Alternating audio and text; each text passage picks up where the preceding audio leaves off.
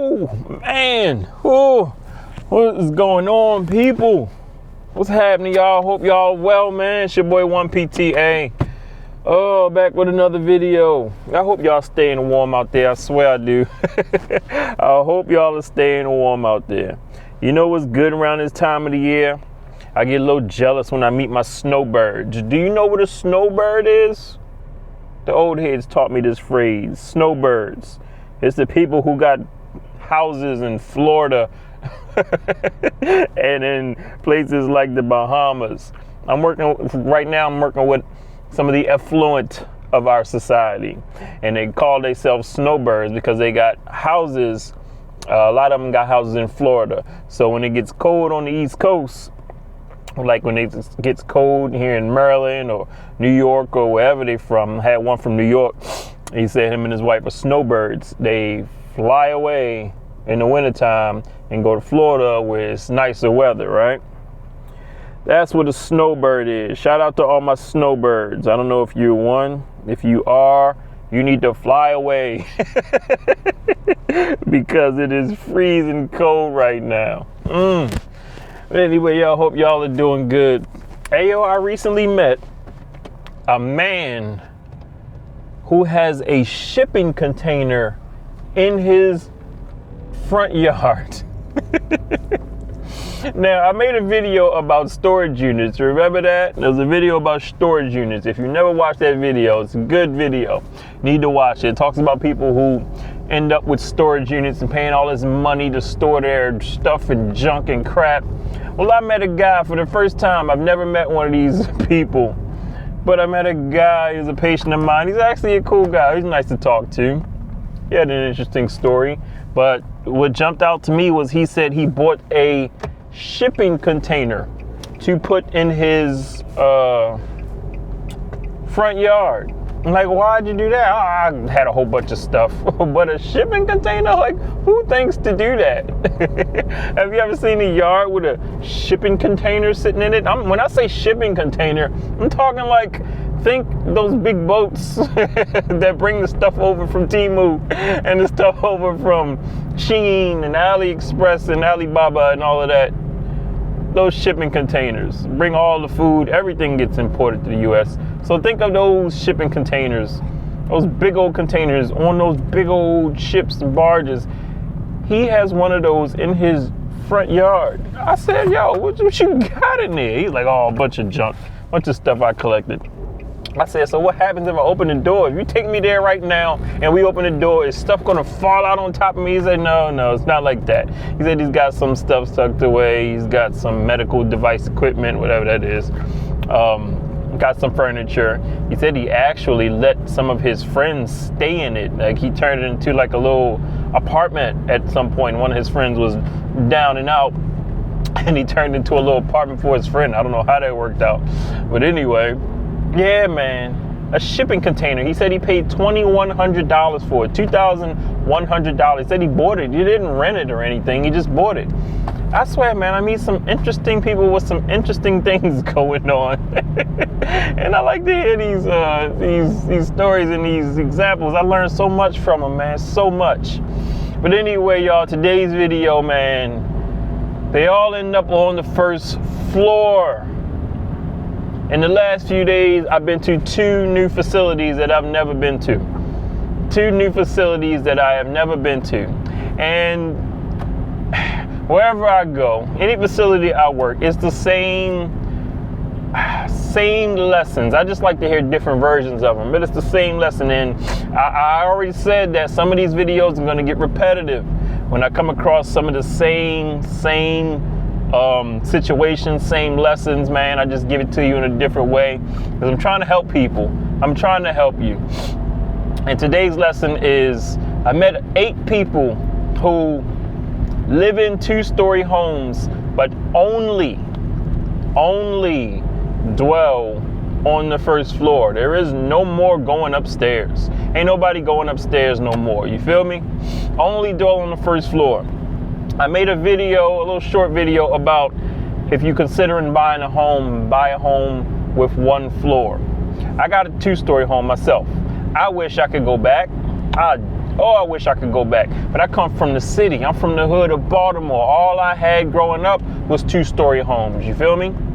All I had was townhomes with 2 floors and a basement, or a house with 2 floors and a basement. So really 3 stories. So that's all I was used to. So when I bought my crib, it was just only right. This is what me and my wife were used to. Let's just get a 2-story home. But the more and more I work with the elderly, the more and more I see the effects later on. If I ever buy another home, or wherever my next dwelling is going to be, it's going to be 1 floor.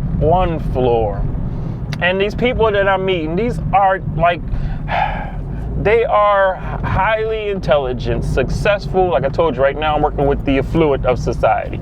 These are the ones I'm talking about. They are highly intelligent. They are successful. They are people who've done well for themselves. And nothing wrong with buying a house with 2 floors. Nothing wrong with it. But if I'm getting from it that later in life, when you get older, it's highly unlikely you're going to be climbing up and down all those steps. I had one guy who said his den, his man cave, was on the 2nd story, and it hurt him when he had to try to find space for it downstairs, because he didn't have the space for it downstairs, because they already had to turn a room downstairs into the bedroom. So he misses his den that was upstairs, you know? And with this video, you know who I'm trying to catch? I'm not trying to catch the people who already got 2 stories. I'm not trying to catch the 30, 40, 50, 60-year-olds who live in a 2-story home. I'm not trying to catch y'all, okay? I am trying to catch, and this is who I see a lot go through this. I'm trying to catch my people who are on the cusp of retirement. You're getting ready to retire. Shout out to you. You know, celebration time. You're getting ready to retire, and you got a little cash. I don't know if y'all know, but there's a lot of quiet money in America. Do you know what quiet money is? Quiet money is people who have accumulated a large net worth, but you would never know it. They don't look like it. They don't show it, but they have it. And then there's some, you know, who try to show it. That's just how our society is. But I'm talking to the people with quiet money, large net worths, in retirement, probably in retirement funds and savings. And shout out to you if you've done that. But in retirement, for a lot of people, say like if you live in a big city and you know you're thinking of going somewhere quieter. I had a guy today, he's talking about moving to Nashville, Tennessee. He's thinking about buying a piece of property out there because he's close to retirement. But what I see is a lot of people in that transition to spending, because you get ready to go into spend mode because you got your large nest egg, so you got to spend it. So a lot of times you want to, you know, maybe move from where you at to another place. But a lot of people are buying big houses. That's happening a lot in the state of Delaware. I talked about this before. I'm sorry if I sound like a broken record, but a lot of people are coming from places like New York, New Jersey, and welcome to Delaware. But y'all coming here buying the big 2-story homes in the luxury developments. And I get it. You can afford it. That's wonderful. However, a few years down the line, you know, those steps get harder and harder to go up. And then you end up like a lot of the people that I've seen recently. I counted them. It was 8 people. Yeah, we got a 2-story home, but we don't go upstairs no more. We stay on the bottom floor.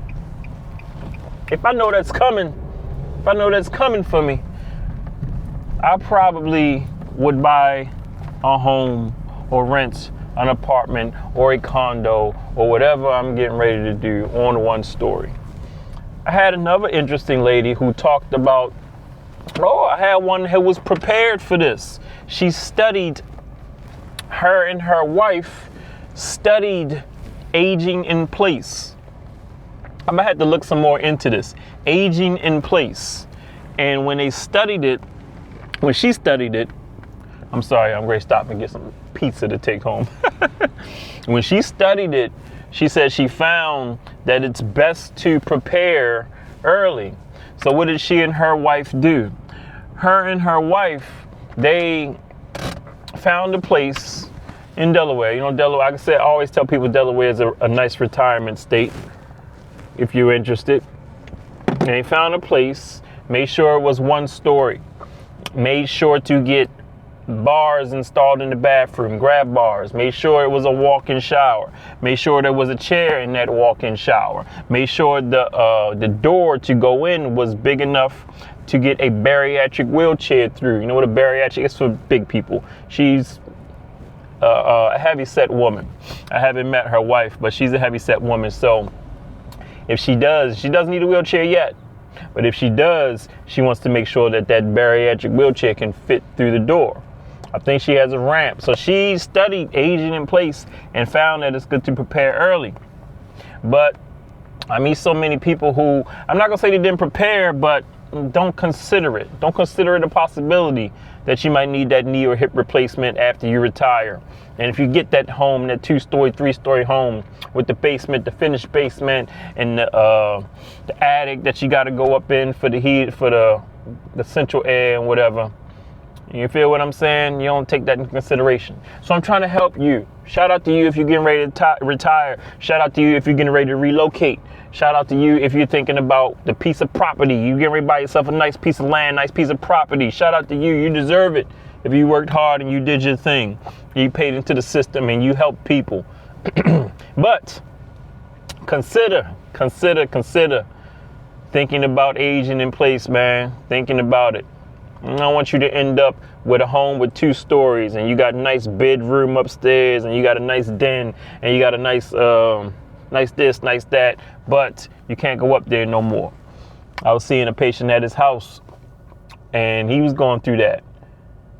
And this is the funny part. His wife, still mobile, still can go up the steps, still can go up to the 2nd floor. Nice bedroom on the 2nd floor. He couldn't. You know what they had to do? They had to put a bed down in the living room for him. So he was sleeping on a hospital bed in the living room while his wife was still sleeping upstairs in a nice bedroom. It's an interesting dynamic because he couldn't get up the steps. And what they ended up doing, because they were affluent, they ended up getting a stair lift. The lift that goes up the steps, you just sit on it and it just swivels you right up the steps, however your steps are set up.